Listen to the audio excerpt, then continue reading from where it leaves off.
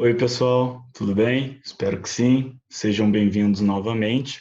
Hoje, dando continuidade aos movimentos literários que nós estávamos estudando, nós vamos prosseguir com o parnasianismo e o simbolismo. Essa aula vai ser um pouquinho diferente porque nós vamos abordar aqui, eu vou falar com vocês sobre dois movimentos diferentes numa mesma aula. Acabei juntando esses dois movimentos porque não tem, vamos dizer assim, eles não são tão extensos e tão longos para se falar sobre, e também são movimentos que em si não acabam não sendo muito cobrados no vestibular, eles caem, não estou dizendo que não cai, que nunca é cobrado, mas a frequência é baixa, e aí nós vamos continuar na nossa linha do tempo aqui, falando sobre o parnasianismo e o simbolismo, tudo bem?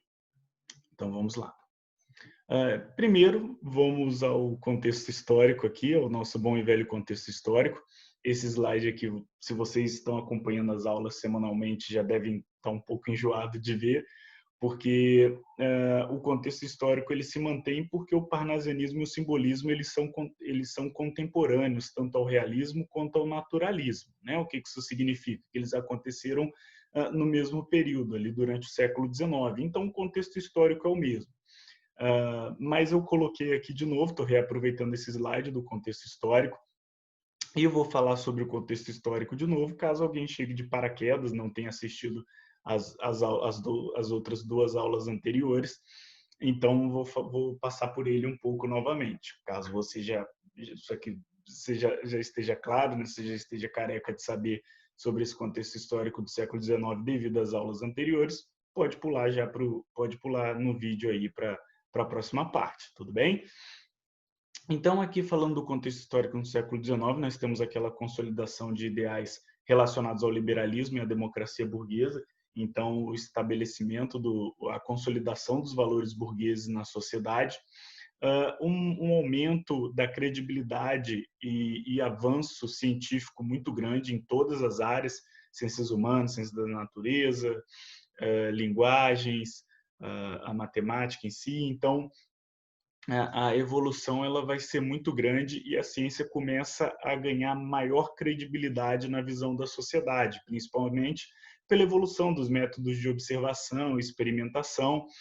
E aí, para citar dois exemplos, né, que eu coloquei nesse slide, dois exemplos para falar dessa evolução, dessa mudança de patamar, vamos dizer assim, desse ganho de credibilidade dentro da sociedade pela ciência, temos duas publicações bastante importantes nesse período, que foi a origem das espécies, de 1852, do Charles Darwin, que ele vai falar sobre a seleção natural e a teoria da evolução, o modelo atômico de Thomson, de 1898, de Joseph Thomson.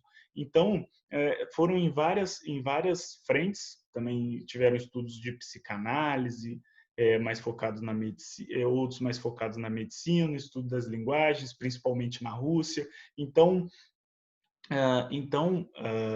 O século XIX ele foi um período de grande modificação, de grande avanço científico e também de grande ganho de credibilidade para a ciência. Esses aí eu coloquei como dois exemplos apenas, mas foram diversas publicações, diversas teorias relevantes durante esse período. Estudos comportamentais também, aqui no Brasil especificamente, vamos ter dois episódios históricos que vão influenciar bastante o século XIX e a produção desse período, a abolição da escravatura e a proclamação da República. E aí você pensa, putz, mas um aconteceu em 1888, outro em 1889, não é muito para o final do século XIX para exercer algum tipo de influência histórica? Sim, de fato, mas essas datas elas são referentes à concretização desses movimentos, né? Então, a abolição da escravatura foi oficializada em 1888 e a proclamação da República em 1889, mas desde décadas e décadas antes esse debate já era levantado, essas discussões já eram tidas, então isso permeou também esse debate, essa discussão sobre esses temas permearam o século XIX aqui no Brasil. Então, mesmo tendo sido concretizado só ao final do século, os debates e as discussões e o tema influenciou por todo o período. E aí já algo mais focado na Europa em si, no Brasil um pouco também, mas o Brasil, como ele foi um país de revolução industrial, né, de industrialização tardia, esse contexto aqui é um pouco mais focado na Europa, o aumento da população urbana, o surgimento do proletariado. Então aqui também no século XIX você tem a produção sociológica do Karl Marx e do Engels, que vão trazer uma crítica e análise do sistema vigente. Então, você tem também o surgimento do proletariado, que o surgimento dessa camada social é principalmente pelas pessoas que vão para esses centros urbanos trabalhar nas novas indústrias, né? Você tem uma mudança no domínio dos meios de produção. Lembra que a gente já falado lá no Renascimento Cultural do surgimento da burguesia, que surgiu através do comércio, principalmente em cidades portuárias e por aí vai. Com a Revolução Industrial, nós temos o surgimento da burguesia industrial, que são os donos dessa produção industrial, e isso vai transformar totalmente a nossa sociedade, principalmente na forma de produzir, na forma de consumir, nas relações de trabalho que existiam na época. Então isso vai fazer muita diferença na sociedade da época. E também com isso você tem um aumento da desigualdade social, principalmente entre a burguesia e o proletariado, que é essa nova classe que surge e que vai aos centros urbanos em busca de oportunidade nas indústrias. Tudo bem? Beleza, agora vamos dar prosseguimento. Falando aqui primeiro do parnasianismo, ele surgiu na França. O nome parnasianismo vem em homenagem ao Monte Parnaso, que é um monte na Grécia. Dizem ter uma visão muito, muito bonita. Nunca fui para comprovar por mim mesmo, mas é o que dizem. E ele surgiu na França e ele traz uma abordagem no campo poético. É importante nós lembrarmos aqui que durante esse período, o parnasianismo e depois o simbolismo, que nós vamos falar sobre, eles foram contemporâneos tanto do realismo quanto do naturalismo, que nós falamos nas aulas anteriores, certo? Que vocês viram aqui comigo. E só que tanto o naturalismo quanto o realismo, eles focaram suas produções artísticas e literárias, né? Suas produções literárias, desculpa, na prosa, ou seja, na narrativa.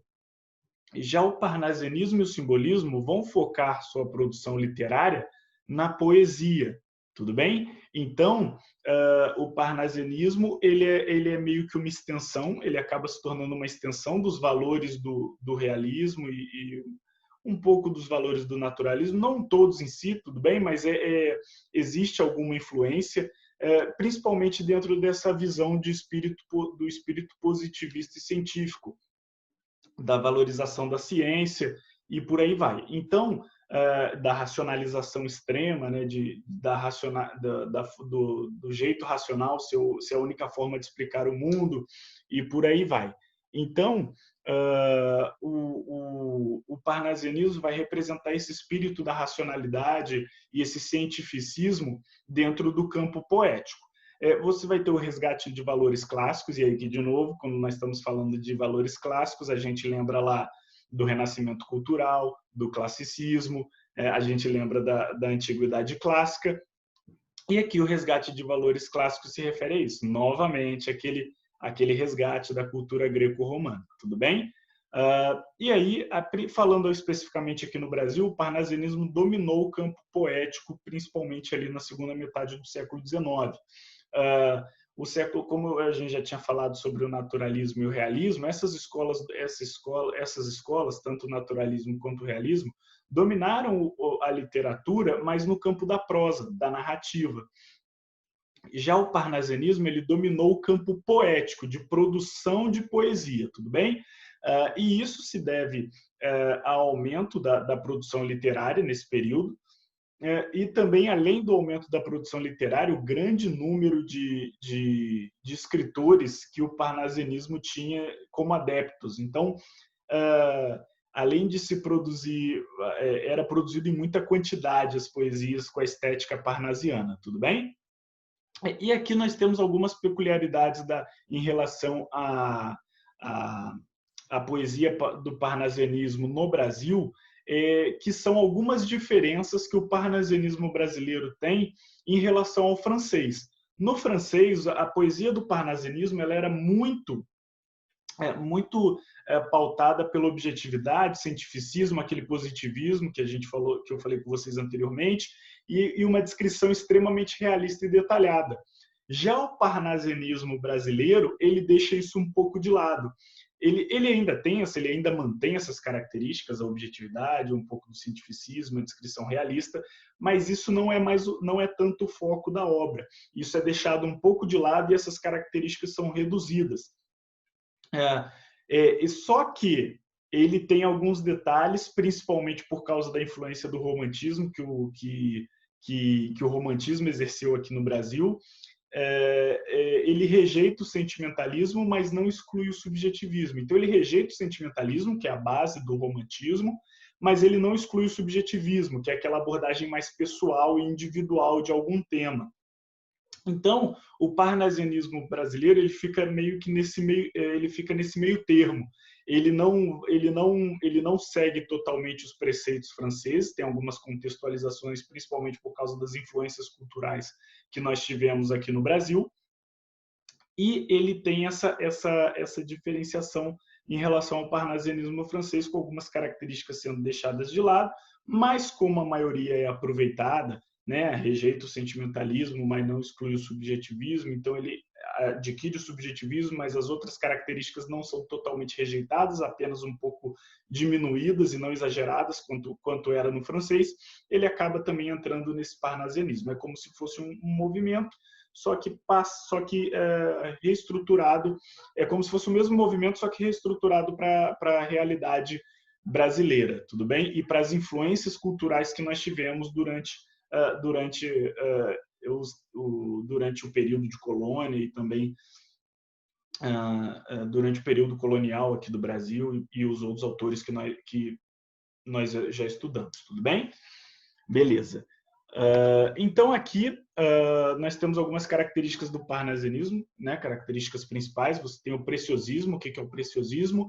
É o apego aos detalhes. Então, dentro do parnasianismo há essa vamos dizer assim, esse carinho, essa preocupação em retratar os detalhes, algo também que era muito comum no realismo e no naturalismo.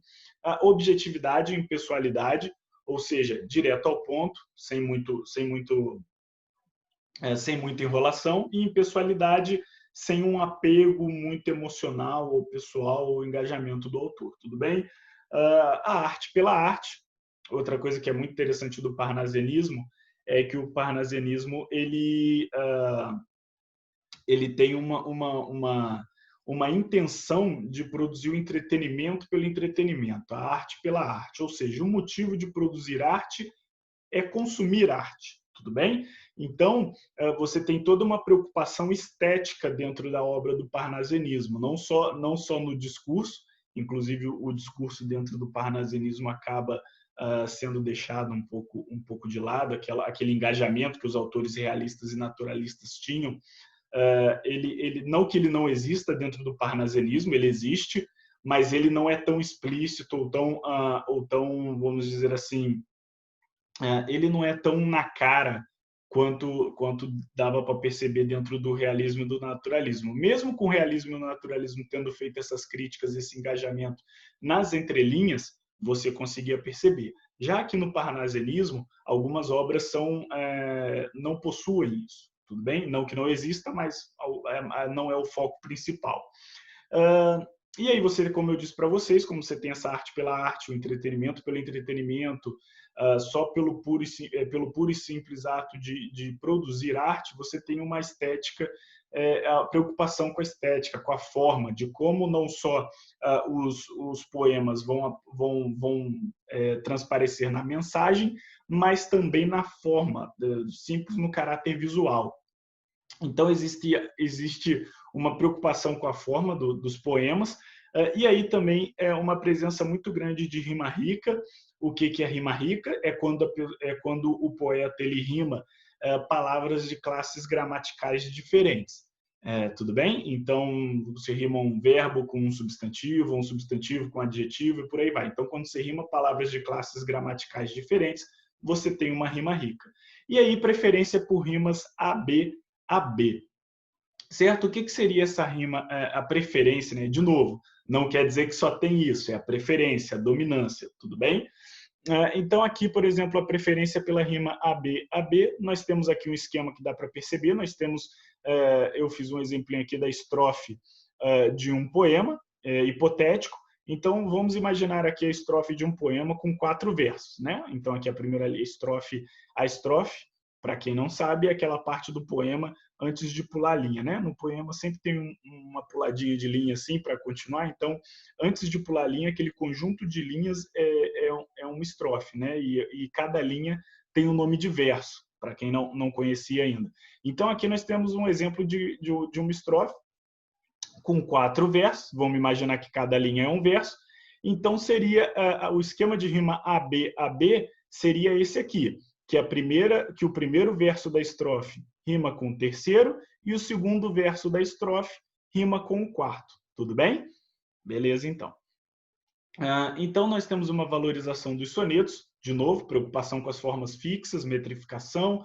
Então, os sonetos, só para a gente lembrar, 2 quartetos, principalmente quando a gente estiver falando aqui de literatura brasileira, né? Tem outras definições de sonetos, mas nós vamos lembrar aqui 2 quartetos e 2 tercetos, ou seja, 2 estrofes de 2 quartetos e 2 tercetos, 2 estrofes de 4 linhas, 2 estrofes de 3 linhas, né, de 3 versos, tudo bem? Quando eu falo linhas, eu me refiro a versos. Então, você vai ter uma metrificação rigorosa, o descritivismo, ou seja, o que é o descritivismo? É não só o ato de descrever e falar sobre coisas de forma detalhadas, como era no preciosismo, mas o descritivismo também é algo que se atém a objetos inanimados. Então, por muitas vezes, dentro das obras parnasianas, tem como tema ou são abordados a descrição de objetos inanimados, vasos, cálices, e por aí vai. A temática greco-romana também é bastante presente. De novo, não quer dizer que só tem isso, tudo bem, mas é bastante presente, principalmente por causa desse resgate dos valores clássicos. E o encadeamento sintático. O que é o encadeamento sintático? O encadeamento sintático é quando o poeta ele termina o verso, certo? A linha do poema, o verso, enquanto a metrificação, mas ele não termina a mensagem que ele queria passar naquele verso, então ele continua no de baixo. Ou seja, como ele tem essa preocupação com o rigor, com o rigor estético, com a metrificação, com a forma, ele escreve dentro de um certo, cada verso ele escreve dentro de um mesmo, ele tenta escrever dentro de um mesmo número de sílabas poéticas, de sílabas métricas, tudo bem? De novo, lembrando lá da nossa primeira aula do ano, sílabas poéticas e sílabas métricas são sílabas separadas de acordo com o som nos poemas, tudo bem? Então, ele vai a essa descrição, a essa preocupação com a metrificação. Então, vamos supor que o poeta quer escrever versos decassílabos, com 10 sílabas métricas. Então, ele está escrevendo e ele fala, opa, esse verso aqui que eu escrevi já atingiu 10 sílabas métricas, mas eu não disse tudo o que eu queria dizer nele. Então, o que eu faço? Eu corto. Então, o que o autor faz? Ele corta, né? Ele termina esse verso e continua escrevendo o que ele queria escrever no de baixo, e sempre seguindo esse rigor na metrificação. Então, isso é o encadeamento sintático, é quando o autor ele termina o verso enquanto a metrificação, mas ele não termina enquanto a mensagem que ele queria te passar. Então, ele continua no próximo, tudo bem? E aqui, como principal exemplo, como principal autor do parnasianismo, nós temos Olavo Bilac, um autor bem conhecido também da nossa história. Vocês provavelmente já devem ter se deparado com ele aí. Ele foi jornalista, poeta e várias outras coisas. Ele foi membro fundador da Academia Brasileira de Letras e ele teve uma atuação cívica muito importante, principalmente no período da República, pós proclamação da República e também depois do golpe militar aplicado na sociedade civil pelo Exército.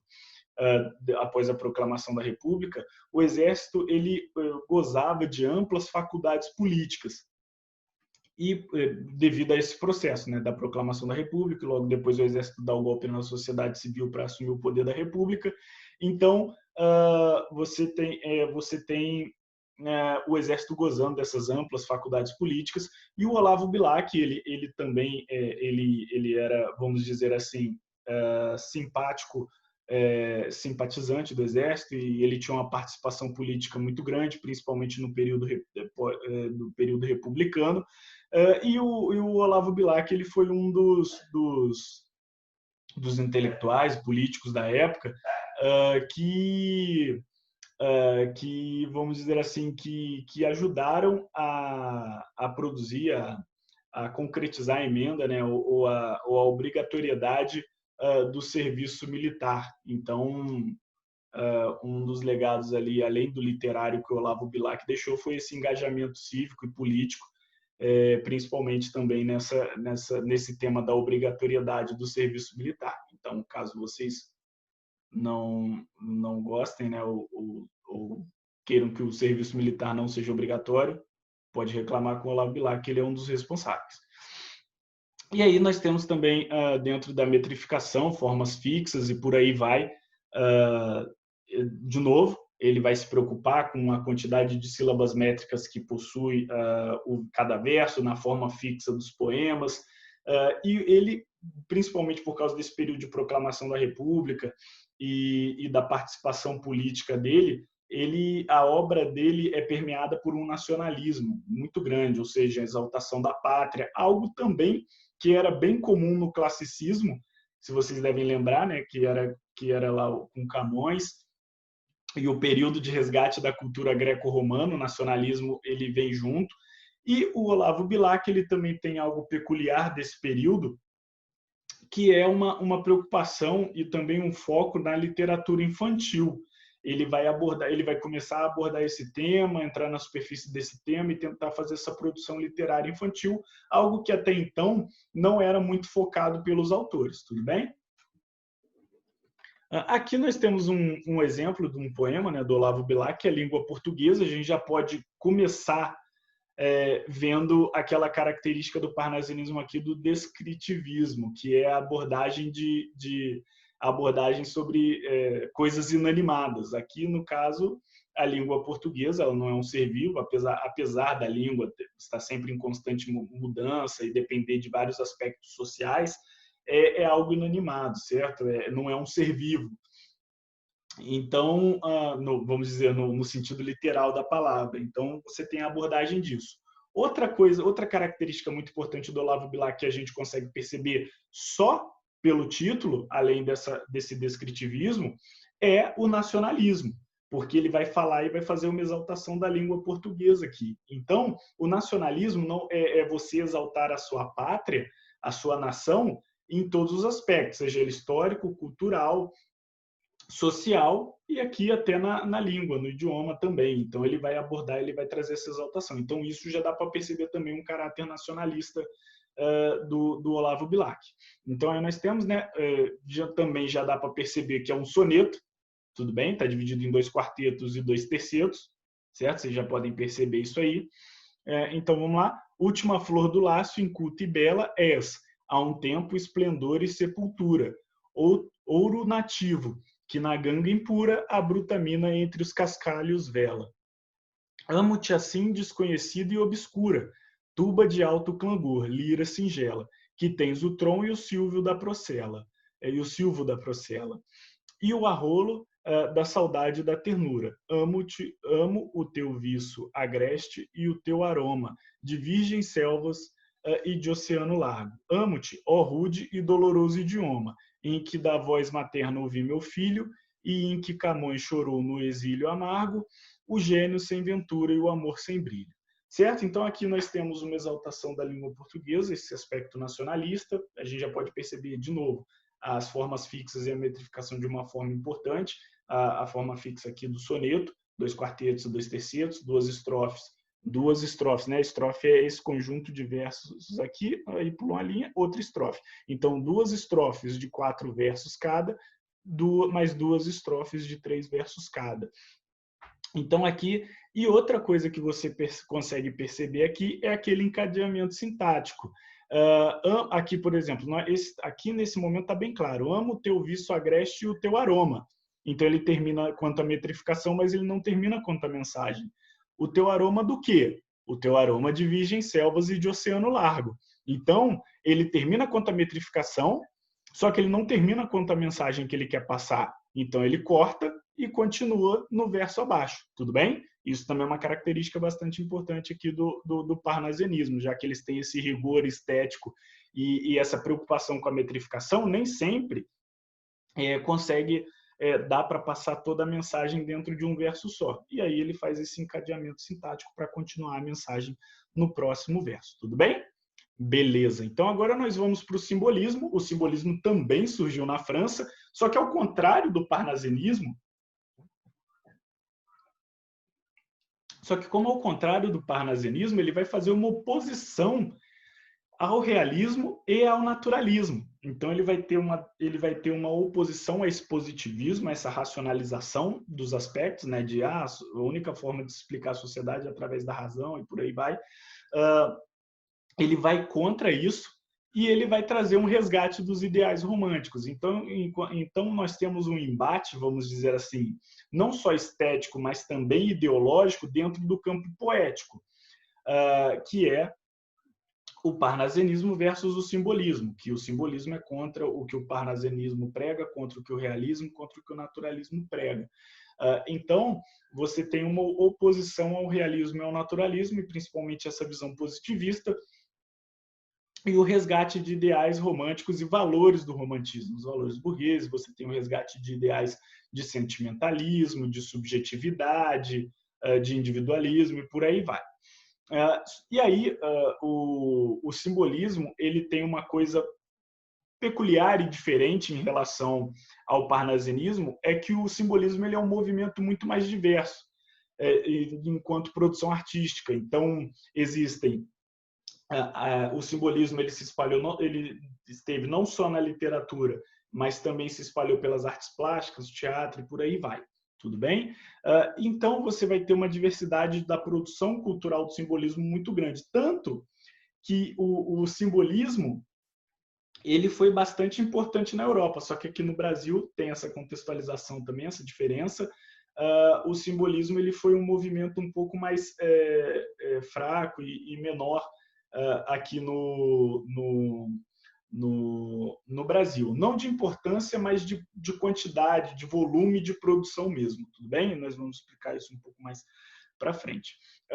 Tem o início, o simbolismo, ele tem início aqui no Brasil com a publicação de Missal, uma prosa poética, né? Uma obra de prosa poética, e Broquéis, 2 obras, uma de prosa poética e outra de poesia, em 1893, que são obras do João da Cruz de Souza. Só que o simbolismo ele foi muito ofuscado pelo parnasianismo. O parnasianismo ele chegou, ele começou no Brasil um pouco antes e ele chegou colando, vamos dizer assim, juntando, apesar de não ser seguido em sua forma completa como era na França e na Europa, o parnasianismo ele chegou para corroborar valores do realismo e valores do naturalismo, que já estavam dominando o campo da prosa na época. E era um discurso muito, e pregava valores, e era um discurso muito conceituado na academia, principalmente pela valorização da ciência, aquela coisa do romance de tese, por aí vai. E aí o simbolismo, e aí o parnasianismo, quando chegou, ele dominou o campo poético totalmente, por corroborar de mesmos valores da intelectualidade vigente na época. E aí o simbolismo acaba sendo ofuscado pelo parnasianismo, principalmente porque tinham menos escritores que escreviam sobre, e porque era um resgate de ideais românticos, que eram valores ao qual a intelectualidade da época viam um pouco com os olhos não tão bons, assim, né? Não tinha uma valorização muito grande do romantismo, principalmente por causa da visão do sentimentalismo, da subjetividade, e o século XIX foi um século de valorização da ciência, de valorização da razão. do cientificismo exagerado. Então, acabou que os valores do simbolismo não eram muito, vamos dizer assim, não eram muito valorizados, principalmente pela sociedade brasileira. Lá na Europa e na França, ele foi um movimento muito mais extenso, amplo, e acabou tendo o que foi ao contrário, né? Na Europa, na França e na Europa, o parnasianismo não foi um movimento tão grande assim, e o simbolismo foi. Aqui no Brasil foi meio que invertido. O parnasianismo que dominou o campo poético até o surgimento do modernismo, lá em 1922, e o simbolismo ele acabou sendo ofuscado pelo parnasianismo. Tudo bem? Perfeito. Então, nós vamos às características aí do simbolismo. Temos a subjetividade, aquela coisa da abordagem pessoal, individual. E aí, muito abordado temas místicos e imaginários, espiritualidade, principalmente. Não religiosidade, importante nós sabermos diferenciar a religiosidade da espiritualidade. Individualidade, e aí aquela coisa, valores românticos, desconsiderando questões sociais. A gente tinha que lembrar lá que no realismo e no naturalismo havia uma abordagem de questões sociais, o engajamento político dos autores, coisa que quando você traz, porque é algo que você faz quando você aborda, né, quando você se engaja politicamente e aborda temáticas sociais, você faz isso porque você preocupa e valoriza com o coletivo. Já quando você foca no individual, você desconsidera essas questões sociais, essas temáticas, essas mazelas sociais, que eram abordadas tanto no realismo quanto no naturalismo, e aí os autores eles focam mais na visão introspectiva, né? Naquela visão interior do sentimento deles, da visão deles de mundo, percepção, instinto e por aí vai.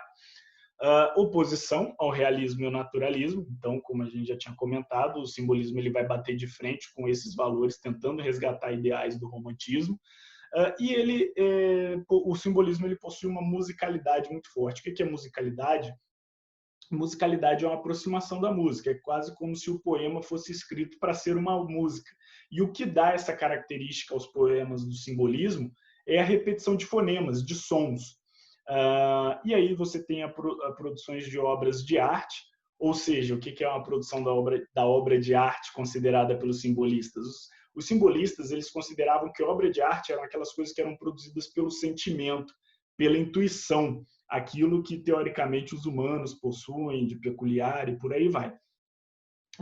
Então, a produção de obras de arte são obras produzidas priorizando a intuição, sem priorizar, excluindo a racionalidade. Então, é algo que, vamos dizer assim, vem usando aquele clichê, né? Que vem do fundo do seu coração e por aí vai. Então, de novo, isso é algo extremamente... vem junto com a individualidade, com a visão subjetiva e com o resgate dos valores românticos. E presença de figuras de linguagem, principalmente da assonância e da literação, que são essas que representam na escrita essa repetição de fonemas, de sons, e aí podem ser sons consonantais ou sons de vogais, tudo bem?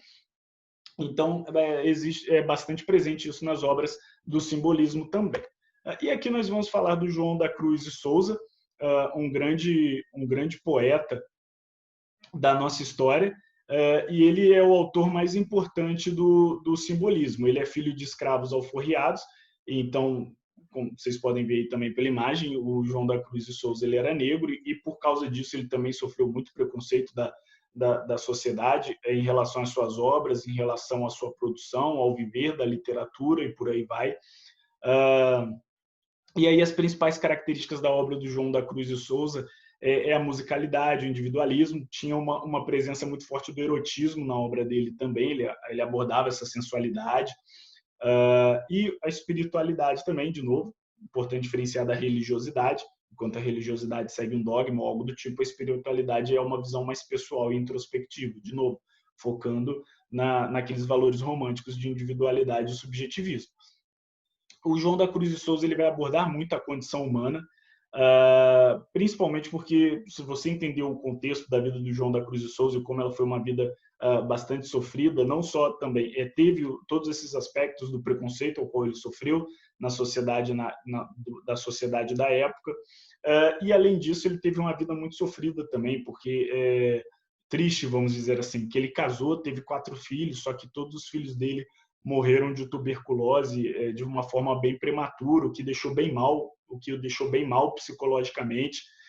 Então, ele teve uma vida bastante sofrida, tanto no aspecto profissional e do convívio com a sociedade, de lidar com a sociedade, quanto no aspecto pessoal também. E outra coisa também que o João da Cruz de Souza teve que sofrer foi o descaso com a sua relevância histórica e com a importância da sua produção literária. O João da Cruz de Souza ele foi um autor que só teve o seu devido reconhecimento depois de morto e muito tempo depois de morto, certo? Então, o João da Cruz de Souza ele teve no período em que ele viveu, ele foi praticamente relegado, principalmente pelas questões do racismo da sociedade da época. Uma história, vamos dizer assim, algo que caracteriza muito isso do preconceito que ele sofreu e por ser negro e também escrever e tentar uma participação dentro da literatura brasileira, foi a própria morte do Cruz de Souza, porque após ele morrer, ele foi transportado ao Rio de Janeiro, o corpo dele foi transportado, ele ia ser enterrado, vamos dizer assim, como um indigente. Longe, vamos dizer assim, da importância longe da valorização da importância que ele teve para a nossa literatura e para a nossa história. E aí que ele só teve um enterro digno, e aí ele morava em Minas Gerais na época, ele só teve um enterro digno, foi no Rio de Janeiro, e não por uma iniciativa de Estado ou coisa do tipo, mas sim porque o amigo dele, José Patrocínio, que também foi uma grande figura, né, um grande jornalista, escritor e militante pelo abolicionismo da história do Brasil, era amigo do Cruz de Souza e bancou esse enterro, né, e bancou a cerimônia, o velório, e por aí vai, todo o processo de funeral do Cruz de Souza, lá no Rio de Janeiro. Mas o transporte do corpo do Cruz de Souza de Minas Gerais para o Rio de Janeiro foi feito por trem e colocaram ele num vagão de cavalos, né, junto com num vagão de transportar animais e por aí vai. E aí ele só foi ter um enterro graças a um amigo influente que podia fazer isso para ele. E aí o reconhecimento dele, vamos dizer assim, só veio bem posteriormente, porque o João da Cruz de Souza ele é de Santa Catarina. E em 2007, até 2007, ele estava enterrado no Rio e depois os restos mortais dele foram recolhidos e levados para Santa Catarina. E hoje ele tem até homenageado, como eu disse, o reconhecimento veio muito depois, o reconhecimento da importância da obra do Cruz de Souza veio muito depois da morte dele.